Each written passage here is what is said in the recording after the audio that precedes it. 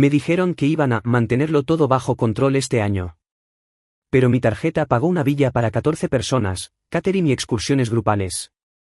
No dije ni una palabra. Simplemente pulsé disputar todo, bloqueé la cuenta de viajes y marqué la tarjeta. En el aeropuerto, el servicio de seguridad los retuvo. Mi padre me envió un mensaje: ¿nos han rechazado las tarjetas de embarque? Respondí: quizás podrías intentar ajustar la lista de invitados. Al día siguiente, el abogado de mi padre me llamó 15 veces seguidas. Me dijeron que este año iban a ahorrar dinero. Esa fue su frase exacta. Esa fue la mentira que me soltaron, como si fuera un detalle pequeño y olvidable. 3 semanas después, mi tarjeta de crédito recibió un cargo de $4,039 de una agencia de viajes de lujo. 7 noches en Cancún, 14 invitados, excursiones en grupo, chef privado, todo pagado. No llamé. No grité. Ni siquiera pregunté por qué. Simplemente me senté, abrí mi portátil y con calma denuncié todos los cargos, marqué la tarjeta, bloqueé mi cuenta de viajes y desactivé las notificaciones. 15 minutos más tarde, recibí un mensaje de texto de mi padre. Nuestras tarjetas de embarque han sido rechazadas. Nos está reteniendo la seguridad del aeropuerto. ¿Qué diablos está pasando? Respondí: tal vez intenten acortar la lista de invitados. Y eso fue todo. Pero si quieren entender cómo llegamos a esto, tienen que entender qué clase de personas son y qué clase de idiota he sido. Un mes antes, me ascendieron en el trabajo. No era una fortuna, pero venía con un ascenso de puesto y un aumento de sueldo bastante generoso. Lo mantuve en secreto hasta la fiesta de cumpleaños de mi prima Rebecca. Solo lo mencioné cuando mi tío me preguntó cómo iban las cosas. Para el postre, toda la familia lo sabía. Y no solo lo sabían, sino que tenían ideas. Mi madre me apartó y me dijo lo orgullosa que estaba, que realmente lo había logrado. Mi padre me dio una palmada en la espalda y me preguntó si finalmente estaba listo para contribuir más. Sabía a dónde iba esto, así que lo corté de raíz. Les dije que no me uniría a las vacaciones familiares este verano. Necesitaba tiempo para recargar energías, tal vez viajar solo. Mi madre sonrió y dijo: está bien. De todos modos, este año vamos a ahorrar dinero. Esa frase se me quedó grabada, el tono, la extraña finalidad. Resultó que querían decir que iban a ahorrar su dinero, no el mío. 3 días después de la fiesta, recibí ese cargo de $4,000. Luego, un segundo. Comidas, servicios de la villa, un equipo de snorkel para 14. Abrí el itinerario y vi hasta el último detalle, fechas, nombres, reservas. Ni una sola cosa me incluía a mí. Ahí fue cuando me di cuenta. Durante la fiesta, había dejado mi billetera en la encimera de la cocina mientras ayudaba a limpiar. No robaron la tarjeta. Memorizaron el número, tomaron fotos, esperaron unos días y luego se fueron de compras, asumiendo que no me daría cuenta hasta que fuera demasiado tarde. Se equivocaron. Lo borré todo desde la órbita, denuncié los cargos, bloqueé la cuenta, cancelé las reservas, cambié mis contraseñas. Incluso contacté directamente a la villa y les advertí sobre un posible fraude. Fueron sorprendentemente útiles considerando que lo que pasó después fue delicioso. Supongo que ya estaban en el aeropuerto cuando recibieron la cancelación. Puedo imaginarlos acercándose al mostrador con gafas de sol y sombreros de paja, tratando de actuar como la realeza, solo para que les dijeran que sus billetes ya no existían. Recibí el mensaje de texto de mi padre cuando ya los estaba apartando la seguridad del aeropuerto. Ahí es cuando envié mi respuesta. Tal vez intenten acortar la lista de invitados. Apagué mi teléfono y me fui a la cama temprano esa noche. Dormí como una piedra. A la mañana siguiente, me desperté con 15 llamadas perdidas, todas del mismo número. El abogado de mi padre. No devolví la llamada. No inmediatamente. Sabía exactamente de qué se trataba. Verán, hace 3 años, mi padre me había dado su coche viejo después de comprar uno nuevo. No fue un gran gesto. Iba a entregarlo en el concesionario, pero pensó que yo podría usarlo más que ellos. Ahora, de repente, lo estaban reclasificando como un préstamo. Cuando finalmente contesté, el abogado no perdió el tiempo. Dijo que mi padre estaba solicitando la devolución del vehículo, alegando falta de reciprocidad familiar y una ruptura de la confianza. casi podía oír a mi padre dictándolo palabra por palabra desde el otro lado de la habitación. Dije, bien, que se queden con el coche. Dejaré las llaves en el porche porque he terminado. No más culpa, no más manipulación, no más fingimiento. Pero esto no era el final. Pensaron que habían ganado algo ese día. No tenían ni idea de que las verdaderas vacaciones estaban a punto de comenzar. Dejé el coche esa noche. Ni siquiera esperé a que saliera nadie de la casa. Simplemente lo aparqué en la acera, cerré las puertas con llave, dejé las llaves en el buzón y me alejé. No les debía explicaciones y, sinceramente, no me importaba si pensaban que se habían vengado. 2 días después, recibí un mensaje de mi hermana, Courtney. ¿En serio? ¿Estás regalando el coche solo para ser dramático? Madura. No respondí. Ella era uno de los nombres en la lista de invitados, justo ahí, en el itinerario de viaje, entre Rebecca, habitación doble y tío Jeff, vista al mar. Sabía exactamente lo que estaban haciendo. Lo curioso es que casi respeto la jugada. Fue audaz, descarada. Simplemente no fue inteligente. Asumieron que sería demasiado pasivo, demasiado blando, demasiado ansioso por mantener la paz. Con lo que no contaban era con que yo finalmente me cansara. Seguí esperando a que las cosas escalaran.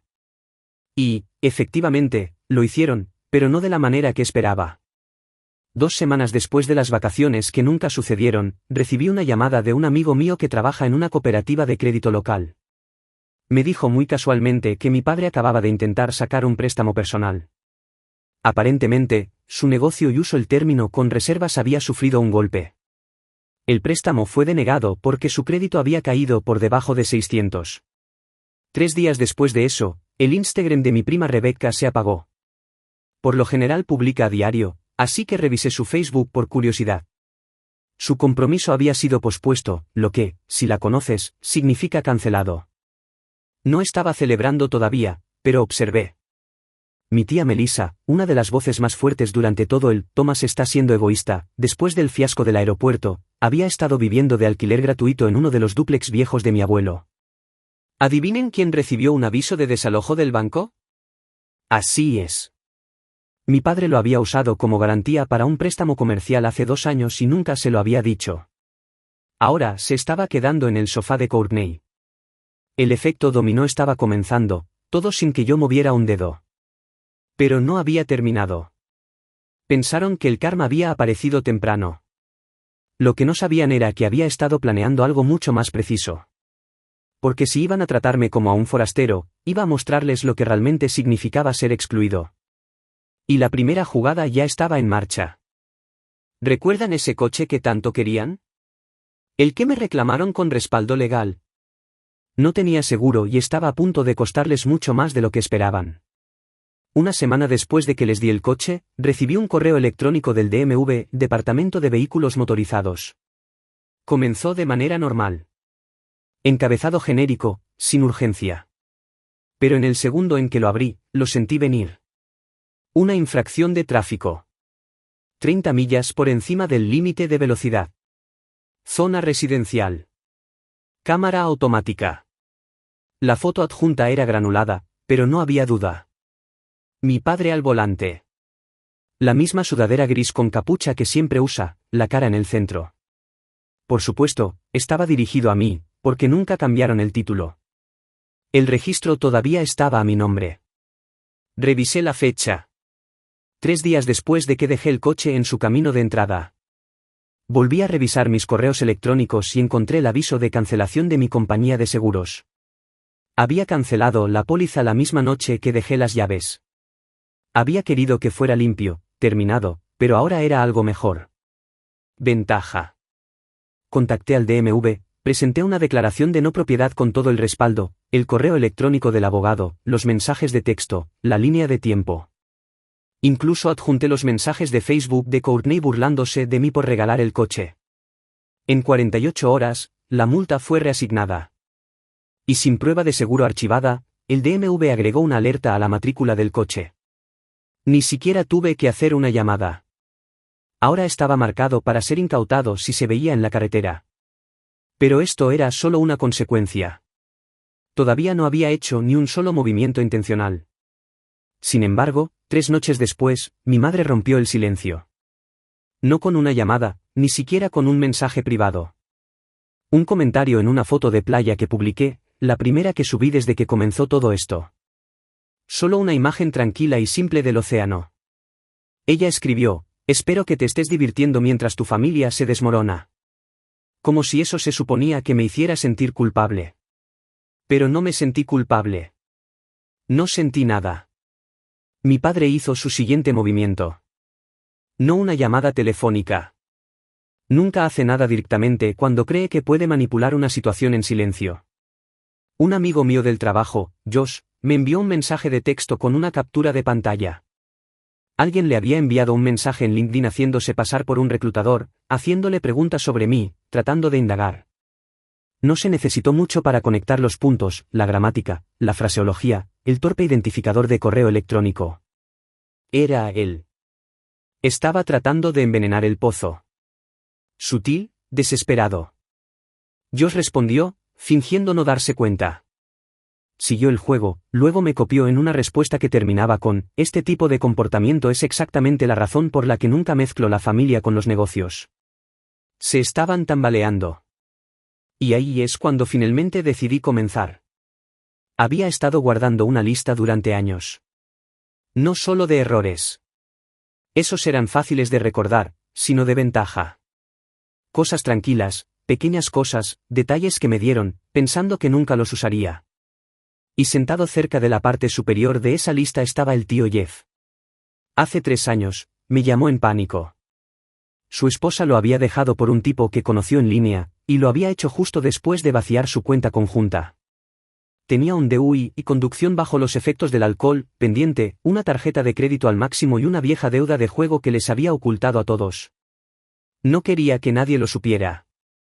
Me pidió $2,000 para cubrir su alquiler y me dijo que me los devolvería en 3 meses. Nunca lo hizo. Lo que no sabía era que yo guardaba todo. Los recibos de Venmo, los mensajes de texto donde prometía pagarme antes de junio. El hilo de correo electrónico donde admitió accidentalmente que el dinero no era para el alquiler. Era para pagarle a alguien llamado Lenny antes de que apareciera en su trabajo. Encontré a Lenny, por cierto. Dirige una casa de empeño turbia a 2 pueblos de distancia. Todavía en el negocio. Así que hice una llamada telefónica. No a Lenny, no a Jeff, sino a su departamento de recursos humanos, una llamada anónima, solo una voz diciéndoles que deberían hacer una verificación de antecedentes nuevamente. Algo sobre un DUI que podría no haber aparecido la primera vez.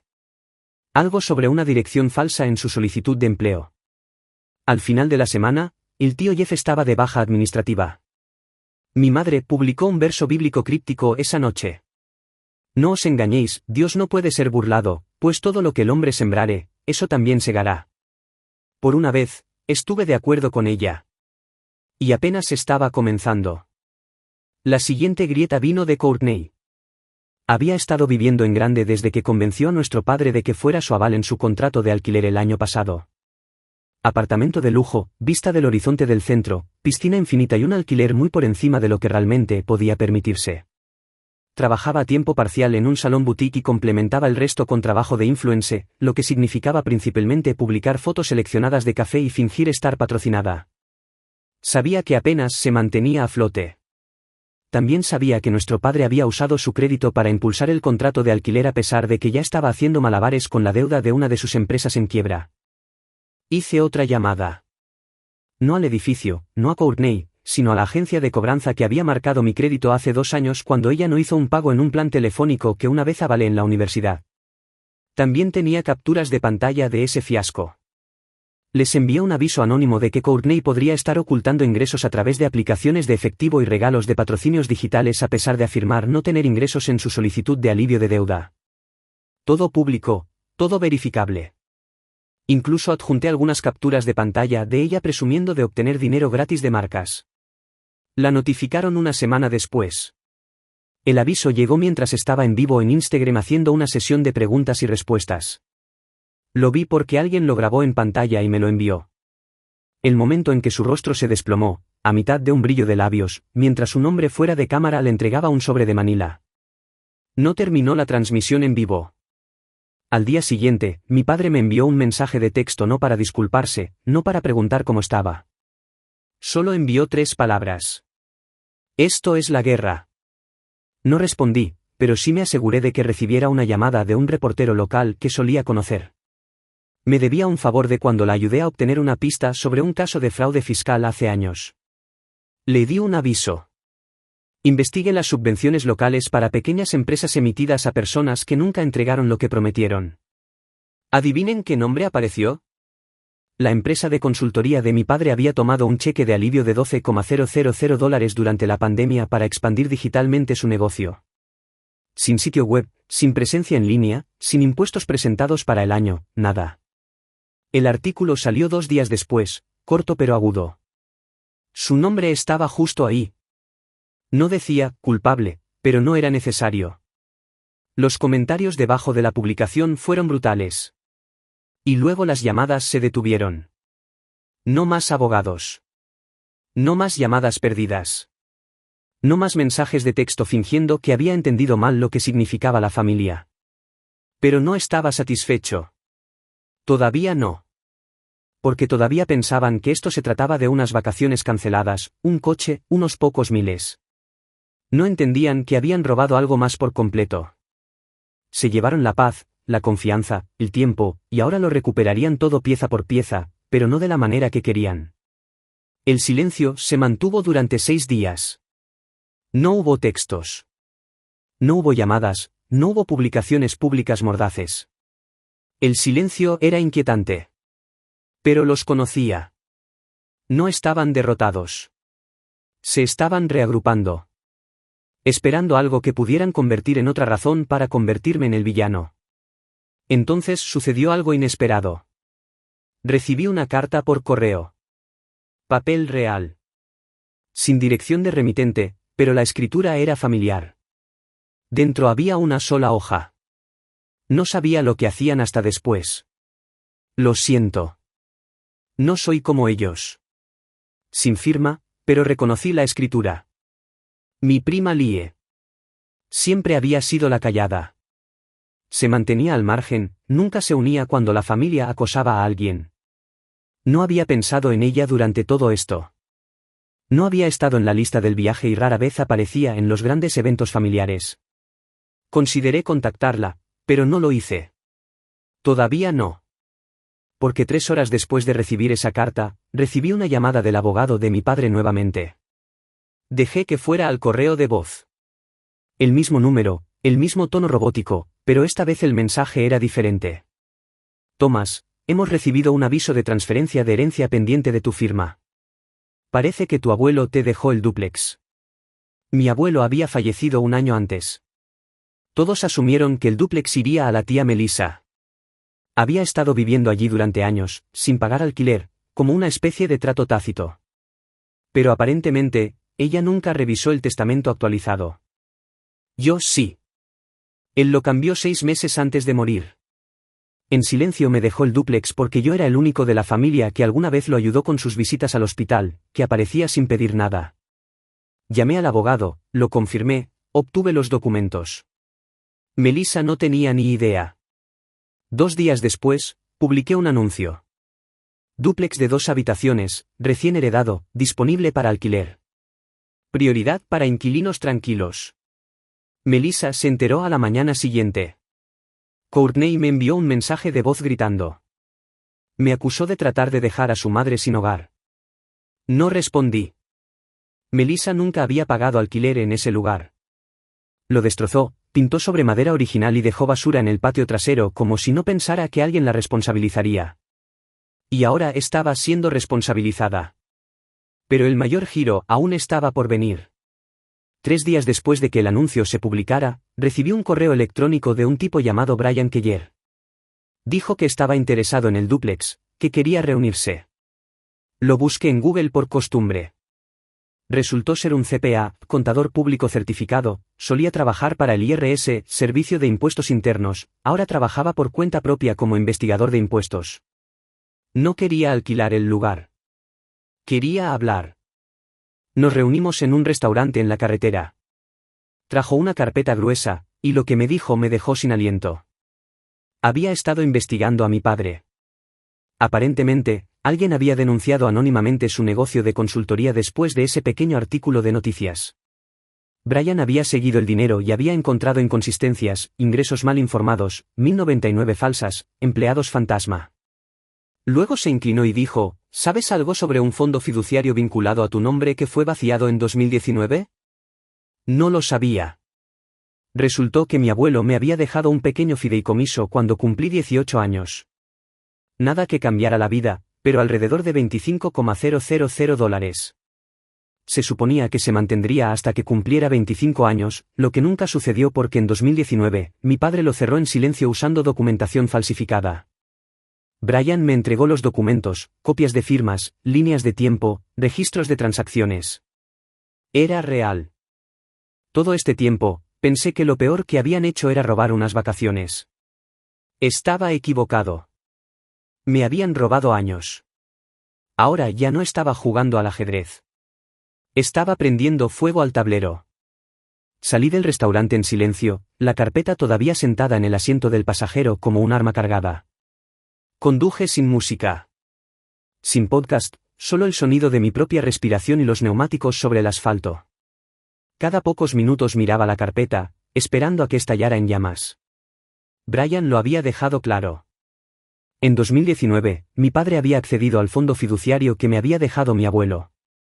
$25,000 destinados para mí.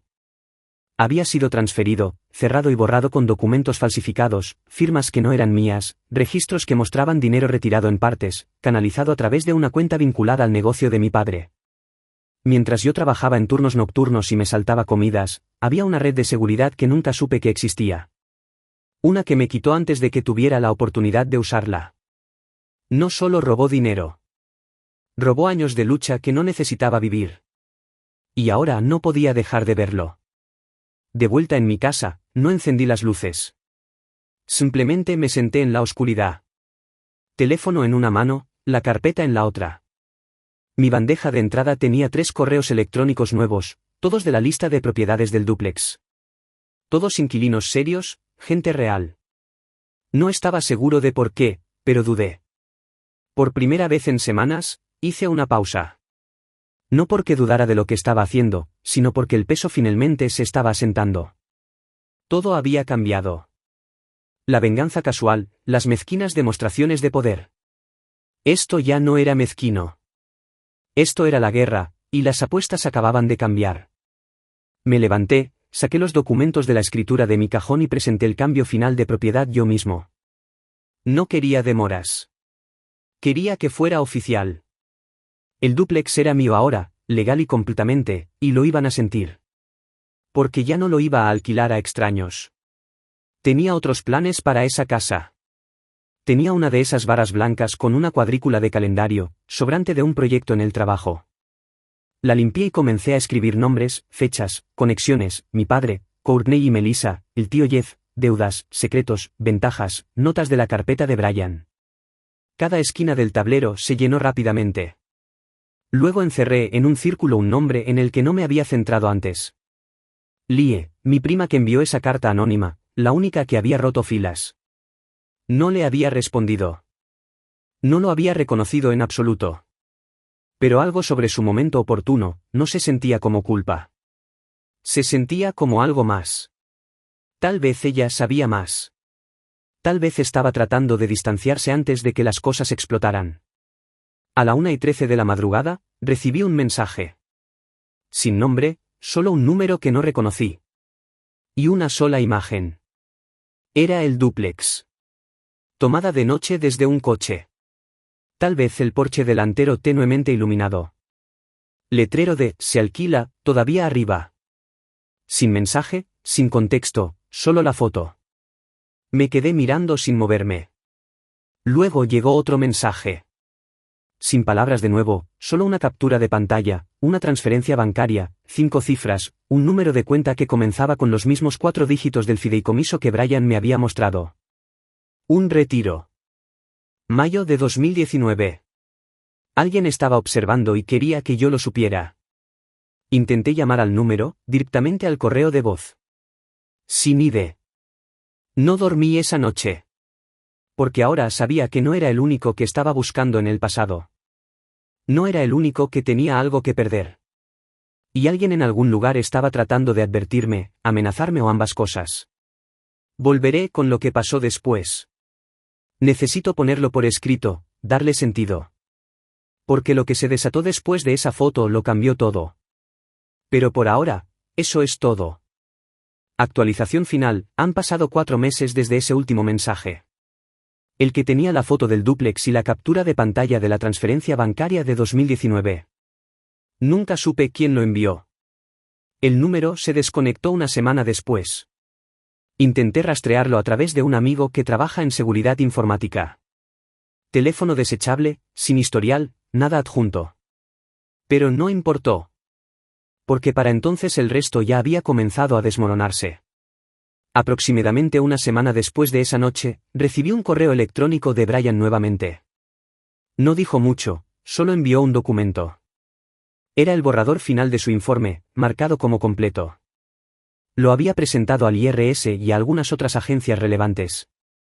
Una investigación tranquila y exhaustiva. Fraude fiscal, fraude electrónico, robo de identidad y documentación falsa. Todo vinculado a mi padre. Agregó una oración en el correo electrónico: no necesitarás presentar cargos. Ya se están moviendo. 3 días después, el sitio web comercial de mi padre se desconectó. Su número fue desconectado. Y luego el abogado, el que me dejó todos esos mensajes de voz, renunció. Aparentemente, mi padre no le había pagado en 2 meses. Courtney fue desalojada no mucho después. La última vez que supe de ella, estaba de vuelta en la casa de mis padres, que tenía un letrero de ejecución hipotecaria en el jardín a mediados de mayo. La tía Melissa me envió un mensaje una vez. No para gritar ni amenazar, solo en voz baja. No sabía que llegaría tan lejos. No respondí. Y el tío Jeff perdió su trabajo oficialmente.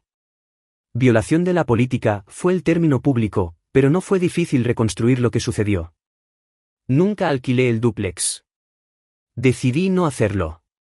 En cambio, lo limpié, cambié las cerraduras, pinté cada habitación y lo mantuve vacío. A veces me siento en el porche por las tardes y solo escucho el viento soplar a través de esa tranquila calle residencial. La paz tiene un sonido y esto es lo que suena. En cuanto al fondo fiduciario, Brian confirmó que el IRS perseguirá el reembolso. Probablemente nunca vuelva a ver los $25,000 completos. Pero está bien. Ya no se trata del dinero. No lo ha sido desde hace un tiempo. La verdad es que no los destruí. Se lo hicieron a sí mismos. Simplemente dejé de protegerlos de las consecuencias. Y ella escribió de nuevo. Esta vez lo firmó. Me dijo que había abandonado el chat grupal familiar, cortado el contacto, comenzado la terapia, dijo que ver lo que sucedió la hizo darse cuenta de lo profunda que era la disfunción. Terminó su carta con: fuiste el único que se alejó y no regresó. Estoy tratando de hacer eso ahora también. Todavía no he respondido, pero lo haré. Porque ya no estoy enojado. Ya no estoy planeando ni esperando ni reviviéndolo en mi cabeza. Se acabó.